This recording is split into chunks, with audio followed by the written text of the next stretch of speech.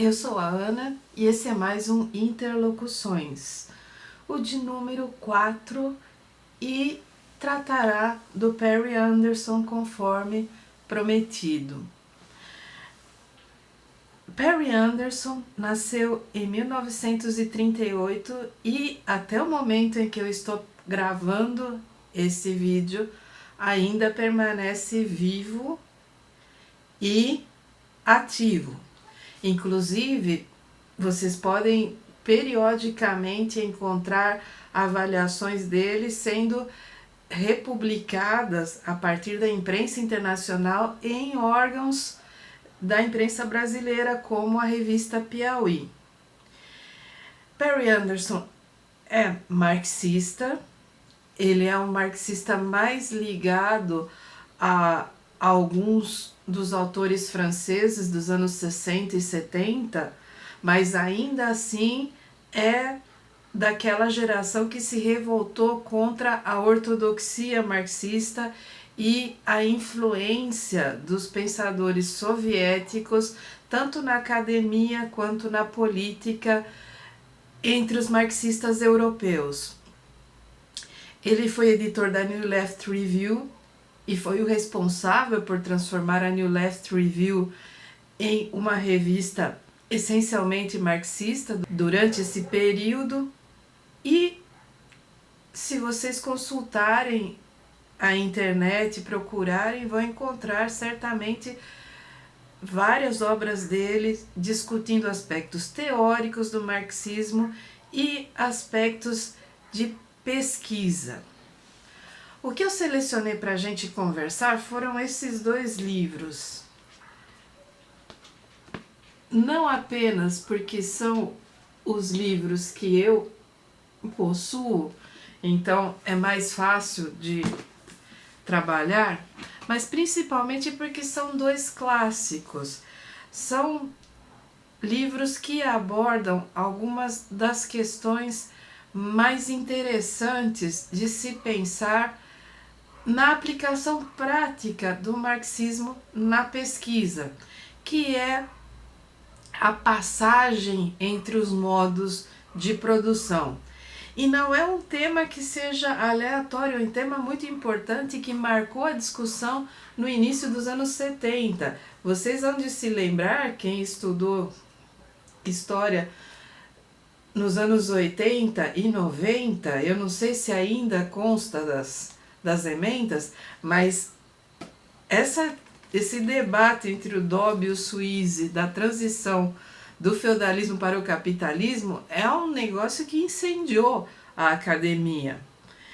E essa ideia de que você tem uma passagem entre os modos de produção costumava ser explorada pelo marxismo mais ortodoxo a partir de um ponto de vista puramente econômico. E não que isso estivesse errado, mas a geração do Perry Anderson percebeu que havia muito mais a se explorar, que havia muito mais a se conhecer. E é por isso que esse tipo de trabalho e esse tipo de debate surgiu no início dos anos 70. Essas edições aqui são da editora da Unesp e são bem recentes. Existe uma outra circulando por aí de Passagens da Antiguidade ao Feudalismo, que é uma edição portuguesa. Existem edições mais antigas em português, mas essa da Unesp, o copyright dela é bem recente, é ainda dessa década. Então, o que nós temos aqui? Passagens da Antiguidade ao Feudalismo explora como é que o modo de produção escravista entrou em colapso e como é que o feudalismo foi se estabelecendo, a maneira... Porque o feudalismo não é apenas um modo de produção, ele é uma relação fundiária, e isso é algo que muitas vezes as pessoas não param para pensar, principalmente quem não é historiador e não conhece, aprende na escola toda aquela ideia de feudalismo, suzeranos, vassalos, camponeses e as três ordens, os que oram, os que trabalham, os que lutam. Mas o feudalismo é uma relação fundiária, em que o camponês está preso à terra. E é totalmente diferente daquele escravismo clássico greco-romano e da própria antiguidade, ali à volta do Mediterrâneo, em que a terra é importante, é muito importante. As cidades em si não geram riqueza. A riqueza está no comércio, mas se comercia o quê? Se comercia azeite, trigo, vinhos, tudo que se produz no campo. E no campo a mão de obra escrava está tanto ou mais presente do que nas cidades antigas. As cidades antigas, elas são pontos de passagem, eles são pontos de comércio. Tirando a Grécia, em que as cidades têm identidades próprias, o que você vê ao longo da antiguidade é que você tem centros de poder, mas a riqueza é gerada no campo. E essa é a leitura que o Perry Anderson faz. Esse é o modo como ele aborda a questão e passa a examinar como é que essas estruturas se organizam, como é que você tem as relações, como é que o comércio é feito, como é que o modo de produção em si funciona, onde está o poder econômico, onde está o poder político, o que é que está acontecendo nessa antiguidade no momento em que o Império Romano começa a entrar em colapso e outras formas de comércio, outras formas de relações com a terra começam a se espalhar, que aí tem a sua origem a relação feudal. É um livro muito interessante, eu gosto do Perry Anderson, eu gosto da maneira como ele escreve. Os historiadores britânicos escrevem muito bem. E quando eu fiz o vídeo sobre o Raymond Williams, o Brandon reclamou que ele tinha muita dificuldade para ler e ele não se conformava que eu considerasse o Williams didático. Eu considero todos esses historiadores britânicos extremamente didáticos porque eles são esquemáticos. Eles têm textos que são dialéticos, eles têm textos que você consegue decompor nos aspectos principais, eles têm textos que podem ser lidos, mesmo quando o uso da língua é mais elaborado, mesmo quando os conceitos mais difíceis estão lá sendo explicados, você consegue decompor os aspectos principais do texto e saber do que o autor está falando. Eu considero isso um dos aspectos mais importantes da produção intelectual, ter a capacidade de se fazer entendido, de se fazer facilmente lido, ou mesmo quando trabalhosamente lido, de ter a capacidade de conseguir se expressar e passar exatamente o que se quer dizer, não dar lugar nem a ambiguidades, nem a falsas interpretações e nem a banalizações. Então, Perry Anderson é um texto acadêmico, é um texto intelectual, mas ao mesmo tempo é um texto muito bom de se ler porque é extremamente bem escrito. E eu recomendo os dois livros, eu acredito que eles sejam complementares. É uma pena que ele não continuou nessa linha, né, porque eu adoraria saber o que ele pensa, né, sobre a Revolução Industrial, por exemplo, e o impacto da Revolução Industrial nas formas fundiárias na Europa, o bonapartismo, a reforma agrária que aconteceu no século XIX, como é que tudo isso impactaria? Para isso a gente tem a obra do Hobsbawm, que se aprofunda em vários desses aspectos, mas eu gostaria de ter o ponto de vista do Anderson também. Então, Se vocês olharem o índice, e isso é uma coisa muito interessante do Anderson, é que ele é, talvez em consequência da própria abordagem marxista, ele é etapista no sentido de que ele não mistura as análises. Ele vai de uma análise para outra e para outra, sem fazer nem cruzamentos banais, nem interpretações forçadas. Então ele começa na Antiguidade Clássica, ele vai para a Transição, na segunda parte ele já vai falar do modo de produção feudal, então ele vai abordar a Europa Ocidental e depois a Europa Oriental. E vai descendo as minúcias de como muda essa economia, de como você tem uma ideia do que é o mundo helênico, do que é o modo de produção escravista, para depois você ter a ascensão do cenário germânico. E vocês têm que pensar aí nas idas e vindas do poder nesse momento em que o Império Romano está ruindo e como os imperadores romanos cederam nos seus modelos para conseguir incorporar fatias cada vez maiores da Europa, como eles foram cedendo as estruturas locais. A Pax Romana significava exatamente isso, que você incorporava aquela cultura local ao Império Romano. Então, ao mesmo tempo em que os romanos traziam todo aquele combo, né, do saneamento, da água corrente, das legiões e tudo mais, do comércio romano, daquela ligação com o resto do entorno do Mediterrâneo, eles também iam absorvendo peculiaridades locais.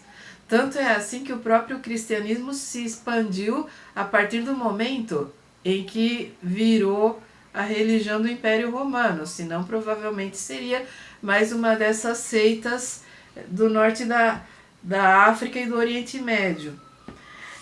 Aí a gente tem, posteriormente, ele tenta entender como é que as invasões bárbaras no entorno romano vão trazer mudanças e impactar o modo de produção.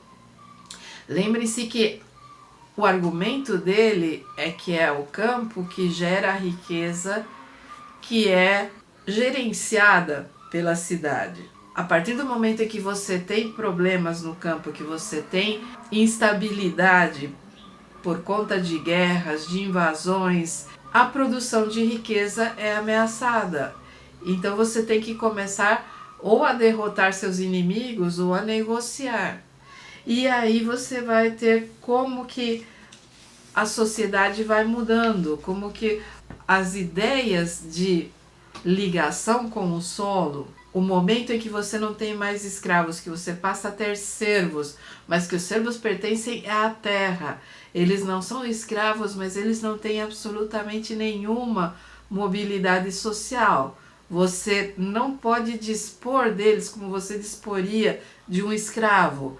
Eles estão tão associados ao solo que quando um senhor feudal morre, quem herda seus servos, eles pertencem à terra.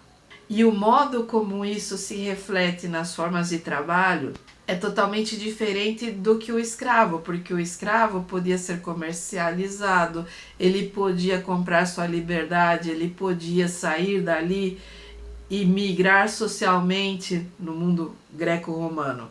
Nesse sentido, um dos argumentos do Anderson é que a tecnologia durante o período da escravidão clássica não se desenvolveu nem de maneira definitiva e nem de maneira visível. O que você tem é uma maneira de cultivar que se propaga e que permanece a mesma por centenas de anos. Ao passo que a partir do momento em que você tem a relação feudal e que a relação fundiária se torna tão importante e que o camponês está tão fixado à terra que ela é o seu sustento, mas ao mesmo tempo é o sustento de toda a estrutura sociopolítica e econômica, o que você tem vai ser o surgimento do arado, você vai ter uma série de melhoras paulatinas, mas ainda assim melhoras, porque mudou a tecnologia. E isso que é o modo de produção. O modo de produção não é apenas a maneira como você se relaciona com a mão de obra, mas as tecnologias envolvidas na produção da mesma riqueza. E nesse ponto o Anderson acredita que o trabalho gerado pelos camponeses não se transforma em mercadoria no feudalismo, contrariando vários outros pensadores marxistas. Aliás, o interessante do Perry Anderson é que ele permanece marxista, ele tem toda uma convicção de como abordar o modo de produção, como abordar essa sensação das passagens, essa ideia da transformação dentro da economia, dentro da política e da sociedade, mas em vários aspectos ele vai contrariar toda aquela ortodoxia economicista que desenvolveu alguns conceitos bastante dogmáticos a partir de ideias do Marx que para o Marx não eram tão dogmáticas assim.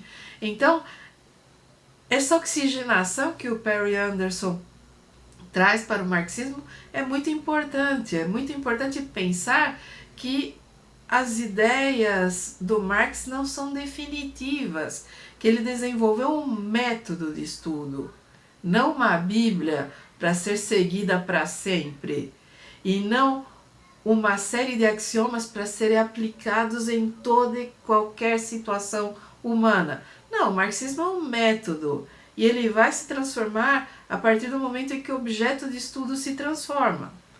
O que nos leva ao segundo livro, que é o Linhagens do Estado Absolutista, que é o catatal, gente. Isso aqui não é fácil, não é um livro... já vi vários analistas, inclusive o Icles, dizendo que não há necessidade de ler inteiro de primeira. E eu concordo, eu acredito que dependendo do seu interesse você pode selecionar os capítulos, existe uma unicidade na obra, mas ao mesmo tempo os capítulos são autônomos. Se você está interessado numa determinada região da Europa, pode se fixar nela e vai ter os capítulos específicos para ler. Ele é muito gostoso de ler. É trabalhoso ler um livro de mais de 500 páginas? Claro que é. Não vou dizer que é fácil. Mas é um livro que compensa o esforço. É um livro que é maravilhosamente dividido em capítulos. Aliás, como eu disse em relação ao outro livro, o Anderson tem uma mente extremamente esquemática. E as etapas que ele separa são muito bem delimitadas. Então ele vai trabalhar o conceito de Estado absolutista do Ocidente, como é que você pode entender a classe no momento da gênese do absolutismo, e vai abordar os países, Espanha, França, Inglaterra, Itália, Suécia. Depois ele vai para o leste europeu e vai Prússia, Polônia, Áustria, Rússia, e o caso do Islã também. Ele fala a casa do Islã, mas a ideia é pensar como é que o Islã se enquadra nisso. E quando eu postei o vídeo do Thompson e comentei que esse aqui seria sobre o Perry Anderson, Tiago Faria de Mello me mandou uma pergunta. Ele estava inconformado porque esse levantamento extremamente minucioso sobre a Europa absolutista e as fronteiras, né, da Europa, E uma comparação com alguns estados do Oriente e tudo mais, ignorava totalmente o caso de Portugal. E ele me perguntou por que isso, né? E é o tipo de pergunta que eu fico sempre com o pé atrás, porque quando a gente escreve um livro, e isso qualquer historiador, qualquer autor, existe um roteiro que se estabelece a partir das questões principais, existe a questão da limitação das fontes, existe uma série de questões. Mas às vezes alguns objetos crescem mais do que outros e se destacam. Eu não posso responder pelo Perry Anderson, é o tipo de pergunta que deveria ser dirigida diretamente a ele, quer dizer, por que você não colocou Portugal? Mas uma coisa que eu notei é que quando ele trabalha a Espanha, um dos períodos que ele analisa com mais cuidado é exatamente o período em que Espanha e Portugal permaneceram juntos. Vocês devem se lembrar que depois da batalha de Alcácer Quibir, quando Dom Sebastião morreu, Portugal foi anexado à Espanha e permaneceu sob a guarda, né, dos Habsburgos até 1600 e tanto. Então, é interessante pensar que talvez Portugal não tivesse uma identidade tão interessante para o Perry Anderson. O fato dele ter se consolidado como Estado-nação primeiro que o resto da Europa, não significa que ele fosse necessariamente um Estado absolutista naquele momento. Portugal tem algumas coisas que são sui generis, tem um iluminismo tardio, tem uma ideia de absolutismo que é totalmente própria. Então talvez o Perry Anderson não tenha considerado Portugal pela dificuldade mesmo de se lidar com as especificidades do caso português. De qualquer maneira, eu creio que o livro em si, na análise minuciosa que ele faz de como cada um desses países se tornou uma nação e a partir daí uma nação absolutista, é muitíssimo interessante. O fato de que não aborda o caso português, não creio que tire o mérito da obra. É uma questão que para a gente interessa por causa da nossa ligação com Portugal, mas talvez para pesquisadores de outros países não seja tão interessante. Talvez o fato de abordar com cuidado a Espanha já seja suficiente. Vai saber por que o Perry Anderson deixou de lado. Não tem como eu saber como dar uma explicação taxativa. A questão é, desculpem, mas minhas costas é domingo e as minhas costas estão me matando. Então, você tem nesse livro um dos maiores rachas do Perry Anderson com aquele marxismo ortodoxo, aquele que via na burguesia a maior trajetória de ascensão do período moderno, aquela coisa de que o Estado absolutista está ali se digladiando o tempo todo, a burguesia está crescendo, tomando um protagonismo e tudo mais. E o Perry Anderson diz, não, a terra permaneceu com a aristocracia. A burguesia se vai consolidando nas cidades e ela vai adquirindo poder à medida em que ela vai se inserindo nesse Estado, não antagonizando esse Estado, e sim perpassando a administração pública, comprando cargos, financiando aqui e ali guerras, financiando exércitos, oferecendo seus serviços àquela monarquia e àqueles senhores que vão migrar daquele modo de produção feudal para outros modelos, naquele capitalismo incipiente, mas que vão permanecer os donos do poder e da sociedade. A burguesia vai entrando aos poucos com o dinheiro, mas ela não antagoniza esse sistema. E isso é muitíssimo importante, é uma análise que tem que ser considerada, porque os marxistas mais clássicos, mais ortodoxos, percebem a burguesia como um dos fenômenos mais pujantes da modernidade, como aquela classe que saiu do nada, né, o auge da meritocracia, se é que a gente pode dizer assim, e cresceu e protagonizou as revoluções num pontinho ali da Europa, né, entre a França, e se espalhou e mandou na economia e permanece hegemônica até hoje. E o Perry Anderson vai dizer que não é bem assim, que você tem outros sujeitos nessa relação e que o Estado absolutista, ele vem de uma concentração de poder e de uma concentração de poder político. A burguesia pode estar financiando essa monarquia, mas ela não está mandando no que a monarquia faz. O máximo que ela consegue é se infiltrar nesses meios de poder e funcionar como interlocutor.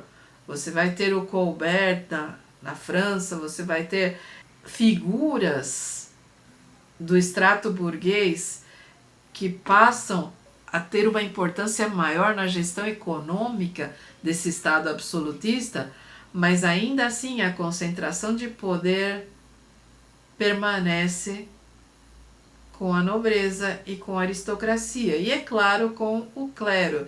Perry Anderson trabalha a partir dessa noção da passagem, da transição, de como é que os modos de produção vão se transformando, de que não é uma simples revolução tecnológica que substitui um modo de produção e a partir daí modifica a sociedade inteira, mas que existem convivências, sobrevivências e todo um processo, que a história é um processo.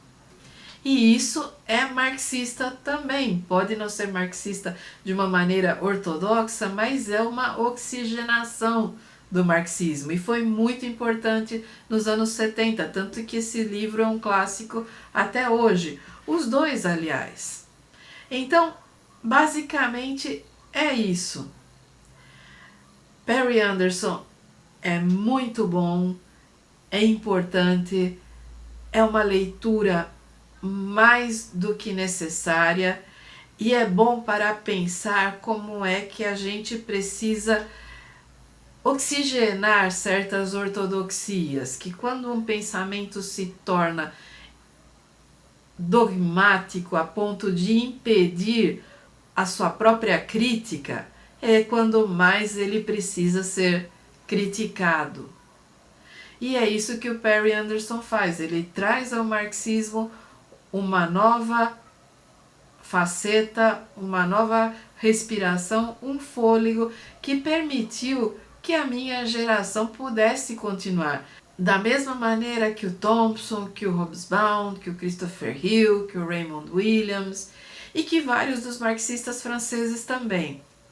E aí a gente tem uma opção aqui no Interlocuções.